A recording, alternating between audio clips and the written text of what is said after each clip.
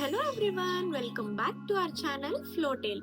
ఈ రోజు మన వీడియోలో మనం ఏం డిస్కస్ చేయబోతున్నామంటే జార్జియాలో ఎంబీబీఎస్ ఎలా ఉంటుంది, కాస్ట్ ఆఫ్ లివింగ్ ఎలా ఉంటుంది, స్టూడెంట్ లైఫ్ ఎలా ఉంటుంది, వీటి అన్నిటి కోసం మనం బ్రీఫ్గా డిస్కస్ చేయబోతున్నాము. So let's get in to the video. First మనం ఈ వీడియోలో accommodation, food expenses, transportation, bank cards and monthly expenses ఇలా ప్రతి విషయాన్ని బ్రేక్ డౌన్ చేస్తూ మనం మాట్లాడబోతున్నాం. అండ్ ఆల్సో నేను ఇక్కడ డాలర్స్ నుంచి ఐఎన్ఆర్కి ఎంత ప్రైస్లో పడుతుందో కూడా పైన నేను డిస్ప్లే చేస్తాను. సో చూసేయండి, వీడియోని మాత్రం స్కిప్ చేయకుండా చూడండి. So first let's talk about accommodation. మేము జాయిన్ అయినప్పుడు మా కాలేజ్ ఫీజ్ పర్ సెమ్కి ఎలా ఉందంటే $2,500.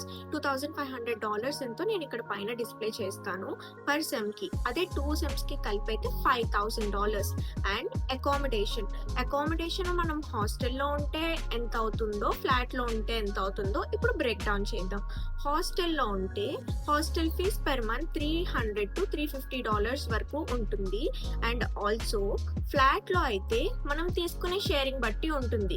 నార్మల్గా పర్ మంత్ ఫ్లాట్ మనం తీసుకునే షేరింగ్ బట్టి 2 షేరింగ్, 3 షేరింగ్ అలా అయితే ఒక $180 to $200 వరకు ఉంటుంది. తర్వాత ఫుడ్ ఎక్స్పెన్సెస్ ఎలా ఉంటాయి అంటే అది మనం స్పెండ్ చేసే దాన్ని బట్టి ఉంటుంది. మనం బయట తినాలనుకుంటే దానికి ఒక ప్రైస్ ఉంటుంది, ఆర్ ఎల్స్ ఇంట్లోనే కుక్ చేసుకుంటాము అలా అంటే దానికి ఒక ప్రైస్ ఉంటుంది. అదే ఇంకా ఇంట్లో కుక్ చేసుకుంటాం, ఫ్లాట్లోనే అంతా ప్రిపేర్ చేసుకుంటాము అని అంటే ఒక నియర్లీ $50 to $60 పడుతుంది. అంటే it may cost around like ఒక $7,000 to $8,000 అనుకోండి. ఆ తర్వాత ట్రాన్స్పోర్టేషన్. జార్జియాలో నాకు నచ్చిన బెస్ట్ థింగ్ ఏంటంటే ట్రాన్స్పోర్టేషన్. ఎందుకంటే మనం 1 అవర్కి ₹5 మాత్రమే ఇక్కడ ఛార్జ్ చేస్తారు. అండ్ ఆ 1 అవర్లో మనం ఎన్నిసార్లు ట్యాప్ చేసినా ₹5 తప్ప ఇంకా 0 మాత్రమే అవుతుంది.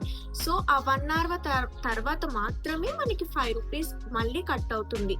So monthly transportation, buses, mini buses ఇలా ఉంటాయి. సో మనం ఏం ప్రిఫర్ చేస్తే అది ఉంటుంది. మోస్ట్లీ ఇక్కడ బస్సెస్ ప్రిఫర్ చేస్తాం, మినీ బస్సెస్ అంతేం ప్రిఫర్ చేయము. ఒకవేళ ఆ టైంకి ఉంటే ఇంకా వెక్కి వెళ్ళిపోవడమే. సో దానికి ఎంత అవుతుంది అంటే లైక్ $700 to $800 అవుతుంది పర్ మంత్, అంతకు మించి ఎక్కువేం అవ్వదు. And also next bank cards. ఇక్కడ స్టూడెంట్స్ నార్మల్గా బిఓజీ, బ్యాంక్ ఆఫ్ జార్జియా కానీ టీబీసీ కార్డ్ కానీ యూజ్ చేస్తారు. అది కాకుండా మనం ఇండియా నుంచి స్టూడెంట్స్ వచ్చినప్పుడు తీసుకోవాల్సిన కార్డ్స్ ఏంటంటే నియో గ్లోబల్ కార్డ్ కానీ, హెచ్డిఎఫ్సి కార్డ్ కానీ ఇలాంటి ఫోరెక్స్ కార్డ్స్ ఉంటాయి. ఇవి మనకి ఐఎన్ఆర్ నుంచి డాలర్స్కి, డాలర్స్ నుంచి జెల్స్కి ఇలా ట్యాపింగ్కి, ఎక్కడైనా సూపర్ మార్కెట్స్లో ట్యాప్ చేసుకోవడానికి బాగా యూజ్ అవుతుంది. సో ఇలాంటి కార్డ్స్ వచ్చినప్పుడు తెచ్చుకోవడం చాలా ఇంపార్టెంట్ అన్నమాట. నార్మల్గా స్టూడెంట్స్ రాగానే ఇక్కడ జార్జియాలో లోకల్ బ్యాంక్స్ ఏంటంటే బిఓజీ అండ్ టీబీసీ. అండ్ ఇంకొకటి ట్రాన్స్పోర్ట్లో మనకి యాండెక్స్, ఇంకా బోల్ట్ ఇలాంటి ట్యాక్సీ అవైలబిలిటీ ఉంటుంది. కానీ ట్యాక్సీ కన్నా public transportation, metros, buses use చేసుకోవడం చాలా బెటర్. ఎందుకంటే కొంచెం తక్కువ బడ్జెట్లో మనం వెళ్ళిపోవచ్చు త్వరగా మన లొకేషన్కి. అండ్ తర్వాత most important monthly expenses. So మనం transportation, bank and also rent everything breakout చేసాం. సో నియర్లీ ఇప్పుడు మనకి ఎంత అవుతుంది అంటే పర్ మంత్కి ఒక $280 to $350 అవుతుంది. లేదు మనం రూమ్ షేరింగ్ బట్టి అంటే కొంచెం ఎక్కువగానే అవుతుంది, లైక్ ఒక నియర్లీ ఒక $400 వరకు అవుతుంది పర్ మంత్కి. లైక్ ఇలా ట్రాన్స్పోర్టేషన్కి, ఫుడ్కి అండ్ బ్యాంక్ కార్డ్స్కి అంతటికి కలిపి. సో మంత్కి నియర్లీ ఒక $400 వరకు అవుతుంది. సో నెక్స్ట్ ఇప్పుడు మనం జార్జియాకి ఇండియా నుంచి వచ్చినప్పుడు క్లోత్స్ ఎలాంటివి తెచ్చుకోవాలంటే మోస్ట్లీ వింటర్ వేర్ తెచ్చుకోవాలి. ఎందుకంటే ఇక్కడ చాలా ఎక్స్పెన్సివ్. ఇక్కడ కరెన్సీ మనకి జెల్ అన్నమాట. సో జెల్స్ ఎలా అంటే ఐఎన్ఆర్లో 1 జెల్ ఈక్వల్ టు లైక్ ఒక $36 అలా ప్రైస్ పడుతుంది. సో దాన్ని బట్టి చూస్తే క్లాత్స్ అన్నా, ఫుడ్ ఐటమ్స్ అన్నా అన్నీ చాలా ఎక్కువగానే ఉంటాయి, ఎక్స్పెన్సెస్గానే ఉంటాయి. సో బెటర్ మనం ఇండియా నుంచే వింటర్ వేర్ ఇంకా కొన్ని కొన్ని summer wear, food items like మన ఇండియన్ స్పైసెస్, స్నాక్స్ అలాంటివి తెచ్చుకుంటే చాలా బెటర్ అనమాట. ఎందుకంటే ఇక్కడ ఇండియన్ మార్కెట్స్‌లో కూడా చాలా ఎక్కువ ప్రైస్ ఉంటుంది. మనం ఆ ప్రైస్‌ని బేర్ చేయలేము. అండ్ కొన్ని మార్కెట్స్‌లో మాత్రం కొంచెం బానే ఉంటుంది. So, we can manage.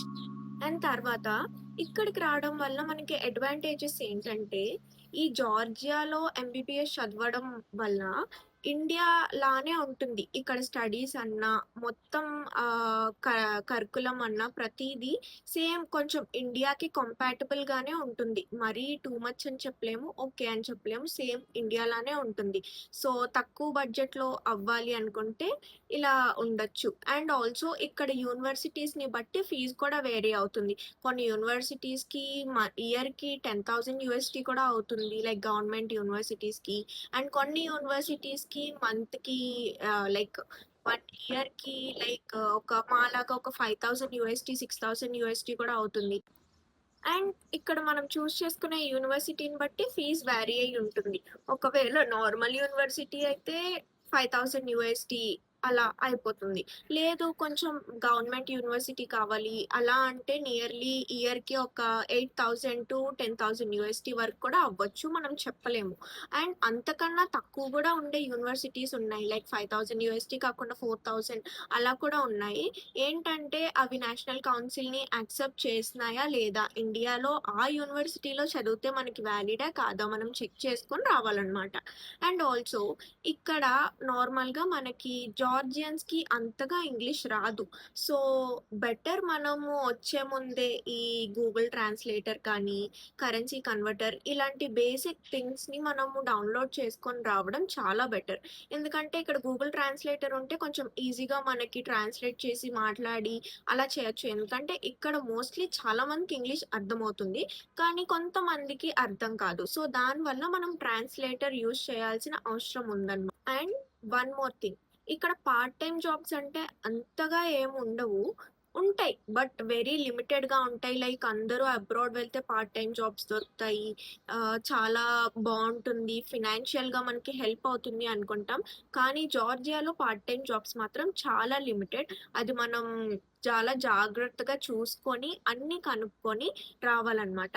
I hope ఈ వీడియోలో నేను మీకు అన్నీ బ్రేక్ డౌన్ చేసి ఎక్స్‌ప్లెయిన్ చేశాను అనుకుంటున్నాను. ఎంబీబీఎస్ ఫీ స్ట్రక్చర్ కోసం, కాస్ట్ ఆఫ్ లివింగ్ కోసం, స్టూడెంట్స్‌కి ఎలా ఉంటుంది అని ప్రతీదీ.